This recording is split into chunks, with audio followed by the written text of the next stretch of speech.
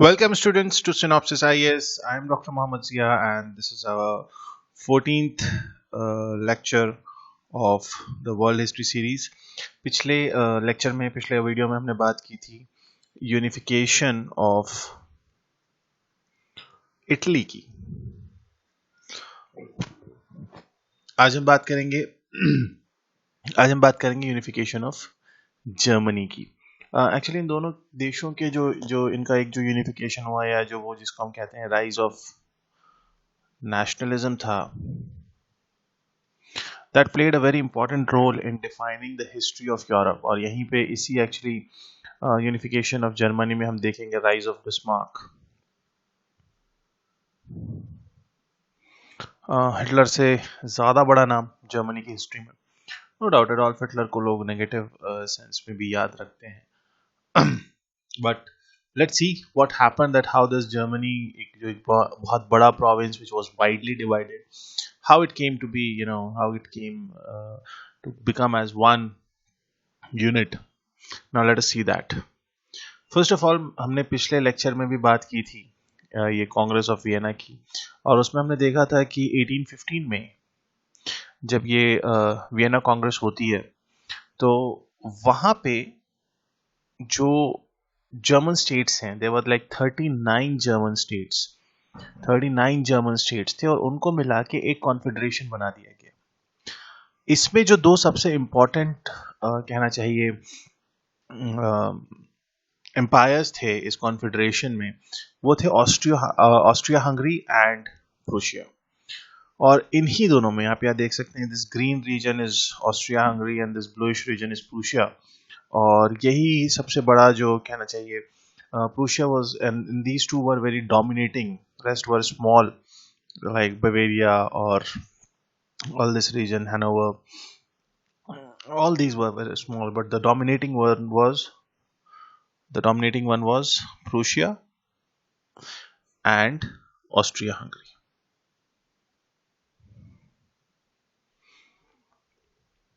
हुआ क्या? Before moving on to this, I want to discuss few points here. That what was the condition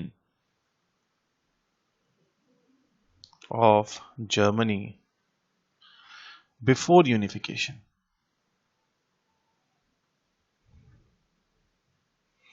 तो ये जो Germany का कहना चाहिए टाइम पीरियड था, इट वाज लार्जली, ये जो टाइम पीरियड था ये यहाँ पे जो सोसाइटी थी वो बहुत ज़्यादा फ्यूडल नेचर की थी। फ्यूडलिज्म प्रिवेल कर रहा था जर्मनी के अंदर, बहुत ज़्यादा क्लास डिफ्रेंसिएशन था और मतलब एक जो हमने प्री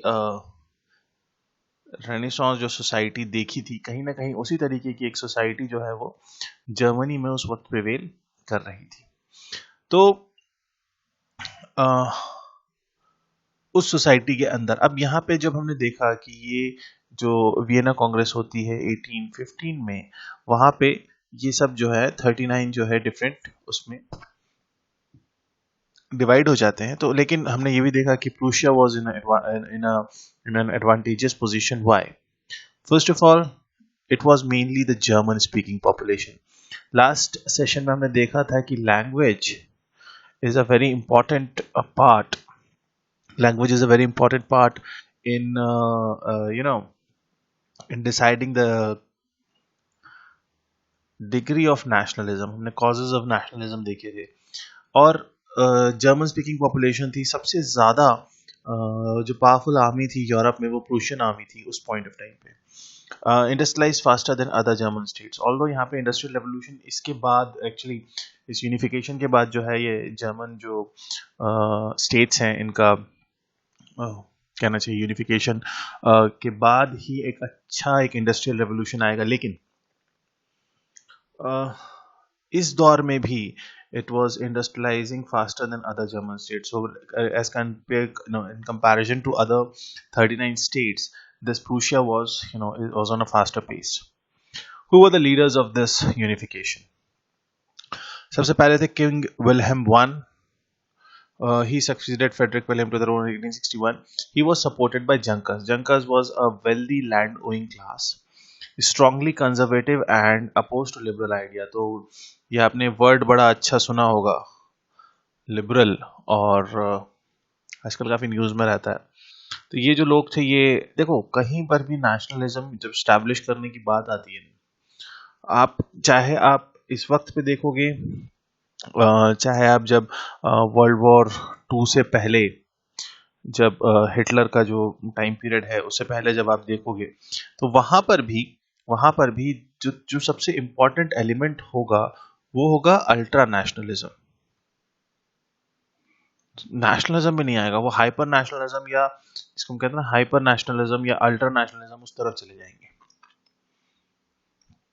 तो ये जो किंग विलियम वन थे, ये प्रुशिया के किंग थे, ये राजा साहब। और इनको जो सपोर्ट था वो जंकर्स से था, that group of people who was a wealthy land owning class and strongly conservative and oppose liberal ideas. तो ये एक बड़ा इनका एक कंजर्वेटिव, एक बहुत रेडिकल आइडियोलॉजी जो थी वो इनको सपोर्ट कर रही थी। लेकिन इनका क्या था, he wanted to increase the strength of military. Parliament obviously उन्होंने मना कर दिया, एंड क्योंकि यहाँ पर भी उस पॉइंट ऑफ टाइम पे, क्योंकि यूरोप के बाकी मुल्कों की तरह, बहुत से मुल्कों की तरह, कॉन्स्टिट्यूशनल मोनार्की जो है वो स्टैब्लिश हो रही थी। Decided to pick a new prime minister in order to give what he wanted.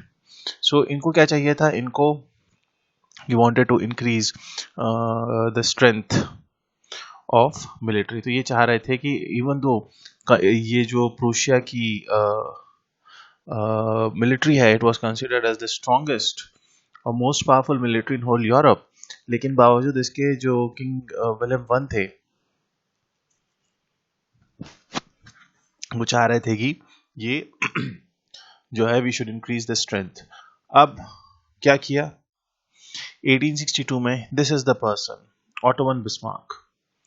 He was a conservative party, he was a junker, and he is the one जिसको कहा जाता है कि इन्होंने जर्मनी को यूनाइट किया।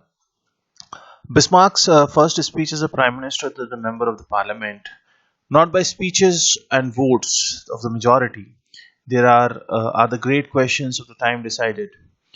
That was the error of 1848 and 1849, but by iron and blood. So इनकी ये जो iron and blood वाली policy थी ना, this was at the center of the whole unification.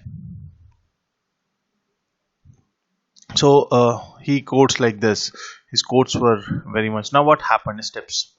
First of all, हमने देखा कि यहाँ पे एक प्रूशिया और ऑस्ट्रिया के बीच अलायंस होता है, और ये अलायंस क्या करता है, ये डेनमार्क के अगेंस्ट वॉर कर देता है। शेल्सविक और हॉल्स्टीन, ये जो दो बॉर्डर प्रोविंसेस थी वहां पे, शेल्सविक और हॉल्स्टीन में बहुत जल्दी इनको विक्ट्री मिल जाती है, प्रूशिया गवर्न। तो इन्होंने क्या किया, शेल्सविक और ऑस्ट्रिया को, शेल्सविक और हॉल्स्टीन को आपस में ऑस्ट्रिया और प्रूशिया ने आपस में डिवाइड कर लिया। खैर 1867, अब यहां पे देखो 1864 से कहानी शुरू होती है। प्राइम मिनिस्टर कौन है, बिस्मार्क। 7 वीक्स वॉर, अब हमने एक 7 years वॉर हमने एक देखा था, लेकिन ये जो था ये 7 week वॉर था। Bismarck purposely start a border conflict with Austria. मतलब यहाँ पे एक्चुअली इटली और प्रूशिया के बीच हमने देखा ना एग्रीमेंट हुआ था, तो इटली ने प्रूशिया के साथ एग्रीमेंट किया, ठीक है। बिस्मार्क ने यहाँ पे गेम ये खेला कि इन्होंने मतलब यहाँ पे जो शेल्सविक वाला जो रीजन था और हॉस्टिन वाला जो रीजन था, जो यहाँ पे इन्होंने मिलकर डेनमार्क से ऑक्यूपाई किया था, यहाँ पे बिस्मार्क ने डेलिबरेटली जो है बॉर्डर क्राइसिस शुरू किया, और at the same time Italy के साथ एक सीक्रेट एग्रीमेंट किया। Now they had tensions with Austria. Italy का ऑलरेडी टेंशन किसके साथ था, ऑस्ट्रिया के साथ था। So the tension provoked Austria into declaring a war on Prussia in 1866। तो जैसा बिस्मार्क ने चाहा एग्जैक्टली वैसे ही हुआ कि 1866 में प्रूशिया ने क्या किया, वॉर डिक्लेयर कर दिया, किस पे, ऑस्ट्रिया ने वॉर डिक्लेयर कर दिया। सो ऑस्ट्रिया ने वॉर डिक्लेयर कर दिया किस पे? प्रूशिया पे। और यही बिस्मार्क चाहते थे। देखो, हर कंट्री चाहती है कि सामने वाला पहले शुरुआत करे, इसलिए कभी, और एक बड़ी अच्छी पॉलिसी है, क्योंकि अगर आप जो वॉर स्टार्ट करेगा उस पर वो एग्रेशन और वो सारी चीजों का जो है ना चार्ज लगता है, तो कोई नहीं चाह रहा था कि वॉर हम शुरू करें, तो ये वॉर शुरू किया बिस्मार्क ने, लेकिन करवाया किससे? ऑस्ट्रिया से। नाउ, और by 1867 a few southern German states remain independent of Prussia. 1867 तक आते आते क्या हुआ? I think map is there. Okay. ये वाला जो आप मैप देख रहे हो, where it is. Except these southern states, what happened here in this? Um, There were except these southern states remained independent of Prussia. Bismarck could win the support of southern if they faced threat from outside. तो northern जो confederation की states थे, northern जो provinces थी, they supported Bismarck. लेकिन southern states, क्योंकि southern state को आप देखोगे तो they have a border with Austria, और southern states were very much pro Austria, अगर आप उनको कहना चाहो तो कह सकते हो। बिस्मार्क को ये रियलाइज हुआ कि अगर इन सदर्न स्टेट्स को कहीं से हम आउटसाइड थ्रेट दिलवा दें तो जो है they will come on our side, क्योंकि they don't have that strong army. So a war with France. So he published an altered version of a diplomatic telegram he had received from Four. Wilhelm seemed to insult the French. Reacting to the insult, French declared war on Prussia. तो मतलब ये actually खूबसूरती थी Bismarck की कि वो जैसा मतलब मैनिपुलेट करना चाहते थे वो वैसा मैनिपुलेट कर जाते थे, और करा भी एक्चुअली उन्होंने वही। उन्होंने सबसे पहले क्या किया, फ्रांस से जो भी उनका रॉयल कम्युनिकेशन था, यहाँ पे किंग को कैसर कहा जाता था, तो कैसर विलियम वन जो थे, तो उनको मतलब उन्होंने ऑल्टर्ड द टेलीग्राम। तो उसके रिस्पॉन्स में जो विलियम वन थे, इन्होंने क्या किया, विलियम वन ने फ्रांस को और एक मतलब insult kind of thing, and on July 1870 France declared war on Prussia. Prussian army poured into the northern France, and in September they surrounded main French force in Sedan. 80,000 French prisoners of war, even Napoleon III. Their king was also 4 months. Parisans stood with German siege, so Paris was gone. मतलब Paris actually for 4 months उन्होंने जो German seize थी उसको withstand किया, उसको मतलब defend किया, लेकिन ऑब्वियसली हंगर, क्योंकि उनके सारे फूड सप्लाईज काट दिए गए थे, तो दे सरेंडर। और यही एक्चुअली जो फ्रैंको प्रूशियन वॉर है, it is considered as the final stage in the German unification. अब ये जो जब देखो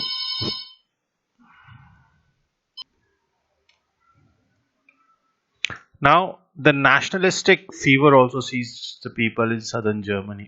So when these southern people they realize कि हाँ ये French और जर्मन में पीपल है लाइक ऑस्ट्रिया ने हमारा कोई साथ नहीं दिया, एक्चुअली यही बिस्मार्क चाहते थे, और वो जो एक्चुअली इंजेक्ट करना चाहते थे लोगों के दिमाग में, स्पेशली जो सदर्न जर्मनी के लोग हैं उनके दिमाग में, कि देखो it's about when it is about German and Austrian, German will be on one side.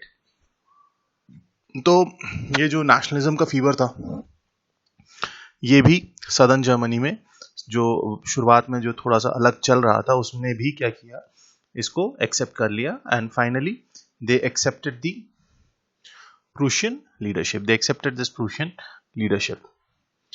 Over a 6 year period, Bismarck created a united Germany. He made skillful use of diplomacy and warfare to accomplish this task. Wilhelm I counts as Kaiser at the Palace of Versailles. Yeah, actually, this scene belongs to that. And the Second Reich, the name given to the new German Empire. The Holy Roman Empire was the first, and Hitler will create the Third Reich. So इस तरीके से Bismarck की